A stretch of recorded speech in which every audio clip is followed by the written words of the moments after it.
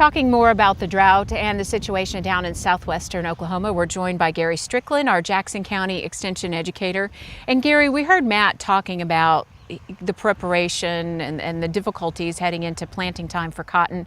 Is that sort of the sentiment around the county for producers? Well, absolutely. It's an extremely dry year. You know, we've went from either, depending on where you're at in our county, from the middle of October to the middle of November for a last rain. So we're looking at 140 to 160 plus days down here in southwest Oklahoma that we've had maybe a half inch, 7/10 of an inch of rain.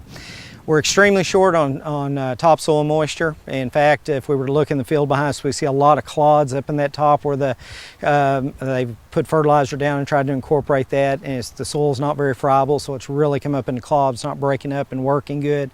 Big part of that is just due to the fact of lack of moisture. It's going to be a tough cotton year, no doubt. Well, it is, at least starting out. If it were to break, and start getting some rain, you know, by mid-June, if I look at the long-term maps, the drought maps that we're looking at, it sounds like in terms of longevity and intensity, we're out in this corner of the state at least to the middle of June, it looks like. If we were to break and start getting some rain there, you know, I would be hopeful that for dryland acres, and of course it would help our irrigated acres as well, that we could, you know, produce an average or better cotton crop. If it doesn't break and we're dry, of course this type of drought impacts several things. One of those things being the amount of water we have in the lake at Lake Lugert that the irrigated acres are irrigated from in this district. And so there's not going to be nearly as much water to go around to make the season. Now, if we start talking about wheat, that's a different story, right. Lyndall. You know, our wheat crop, as you've seen driving around the county, is anywhere from 10 to 12 inches in height with fully exerted heads. And some of those heads have already started anthesis or bloom at this point. It's a little early for all that to happen.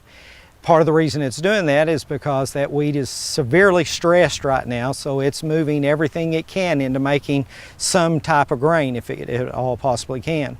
But our wheat runs from 10 to 12 inches in height all the way down to 3 to 4 inches in height. And those plants typically have not got a head up. They've got lots of dead leaf on them, including some dead tillers. And they're just about at the permanent wilting point to which they won't be able to recover.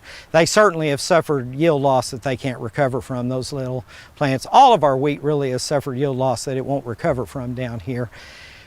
If we were to get some rain, I think I would be hopeful that some of the bigger wheat would keep those primary heads, maybe another tiller.